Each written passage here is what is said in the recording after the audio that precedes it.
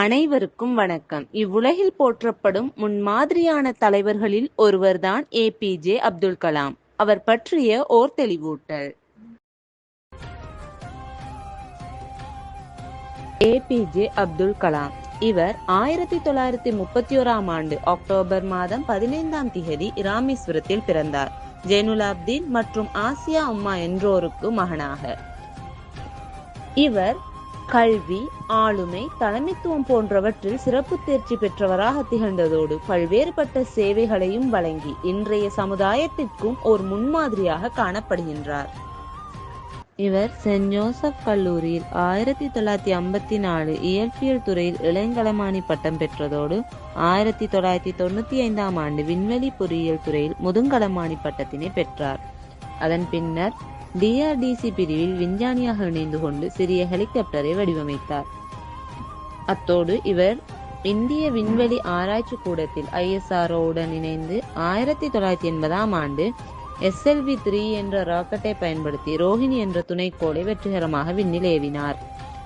மேலும் இவர் 1999ஆம் ஆண்டு போக்ரான் அணு சோதனையில் பங்காற்றி இந்தியாவை அணு வல்லரசாக மாற்றினார். இந்த ஏபிஜே அப்துல் கலாம் ஆனவர் இந்தியாவின் 11வது குடியரசுத் தலைவராக பதவி வகித்தவர். அவர் ஒரு பன்முக ஆளுமை கொண்டவராகவும் தலைமைத்துவ பண்பு மிக்கவராகவும் திகழ்ந்தார் என்பது முன்னே கூறப்பட்ட ஒரு விடயமாக அமைகின்றது. இதன் அடிப்படையில் அவரது தலைமைத்துவ பண்புகள் மற்றும் ஆளுமை பண்புகளானது பரந்துபட்ட தன்மையில் காணப்படுகின்றது. புத்துணர்ச்சி மிக்க தலைவர். இவர் தனது வாழ்நாள் முழுவதையும் கல்விக்காக செலவழித்ததோடு ஒரு இளம் கல்விசார் பணியாளராக தொடங்கி பின்னர் இந்தியாவின் வானூர்தி மற்றும் ஏவுகணை திட்டங்களை தலைமையேற்று வெற்றி கண்ட விஞ்ஞானியாக காணப்பட்டார்.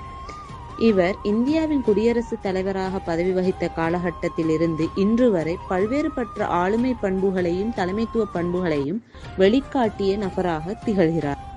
மக்களை கவர்ந்த தலைவர். இவர் மக்களிடையே அதிகம் மதிக்கப்பட்டவராக காணப்பட்டார். அவர் மக்கள் ஜனாதிபதி என்ற சிறப்பு பெயர் கொண்டும் அழைக்கப்பட்டார்.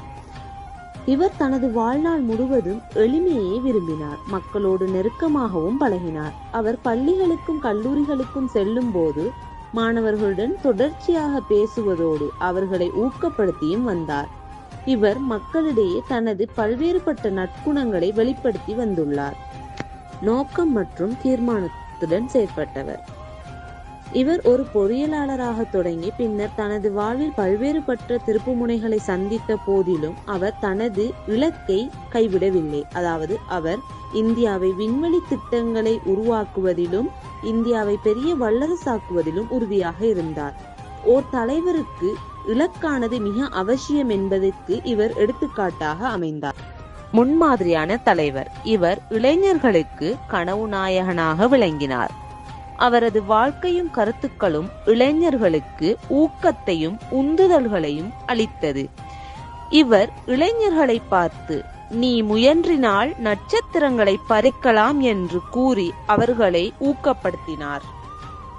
மேலும் இவர் தீர்க்கமான முடிவுகளை எடுக்கும் ஆற்றல் கொண்டவராகவும் ஜனநாயக பண்புகளை மேன்மைப்படுத்தும் தலைவராகவும் மனிதநேயத்துடனும் நேர்மைத்தன்மையுடனும் தன்னடக்கம், விசுவாசம், கண்ணியம், இன ஒற்றுமை போன்ற பல்வேறுபட்ட நற்பண்புகளை உடைய நபராக திகழ்கிறார்.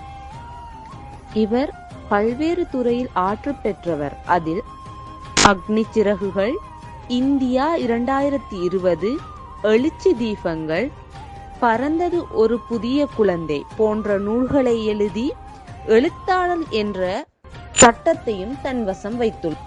மேலும் இவர் தனது ஆற்றலும் செயற்பாடுகளின் மூலம் பல உயர் விருதுகளை பெற்றுள்ளார்.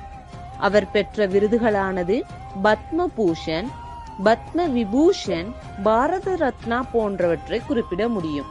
இவர் இந்தியா, இலங்கை என்றில்லாது முழு உலக நாடுகளிலும் போற்றப்படும் தலைவராவார். இவரது சிந்தனைகளும் சிறந்த மனிதாபிமான பண்புகளும் தேசப்பற்றும் என் நாட்டவரையும் ஆச்சரியப்படுத்துகின்றன. இவருடைய போதனைகளையும் வாழ்வியல் முறைமைகளையும் ஒவ்வொரு மனிதனும் பின்பற்றுவதன் மூலம் அவனது வாழ்வில் சிறந்து விளங்க முடியும் என்பது குறிப்பிடத்தக்க விடயமாகும். மக்களுக்கு சேவை செய்வோம் என்றும் பொது வாழ்வுக்கு எம்மை அர்ப்பணித்து விட்டோம் என்றும் மேடைகளில் முழங்கி கிடக்கும் APJ அப்துல் கலாமின் வார்த்தைகளுடன் இதனை முடித்துக் கொள்கிறேன். நன்றி.